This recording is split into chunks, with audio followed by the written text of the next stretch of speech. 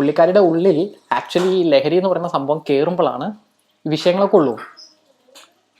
പിന്നെ കുറച്ച് സ്ഥാനമോഹങ്ങളും, അതായത് ഞാനൊരു സെലിബ്രിറ്റിയാണ്, എനിക്ക് എന്തൊക്കെ ആവണം എന്നുള്ളൊരു ആഗ്രഹവും, അങ്ങനെ കുറച്ച് എന്താ പറയുക, ഒരു ചില കാര്യങ്ങളൊരു വീക്ക്നെസ് ഉണ്ട്, അത് വല്ലാതെ കയറി പിടിച്ചിട്ടുണ്ട്.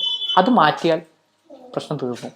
ഇപ്പോഴും ബ്രദർ പറഞ്ഞതാണ് നീ തിരുത്തി വാ. ഇപ്പോഴും ബ്രദർ പറയുന്നത് എന്താ വെച്ചാൽ, ഇന്നലെ മറുനാടൻ ചോദിച്ചു നിങ്ങൾക്ക് ഇനി എന്തായാലും ഒരു സോഷ്യൽ ലൈഫ് ഇല്ല, രണ്ടുപേർക്കും വീഡിയോ ഉള്ള കാര്യങ്ങളൊന്നുമില്ല. എന്ന് പറഞ്ഞു എനിക്കൊന്നും വേണ്ട, വീട്ടിൽ അവൾ നല്ലൊരു ഭാര്യയും ഞാനൊരു ഭർത്താവുമായിട്ട് ഇരുന്നാൽ മതി.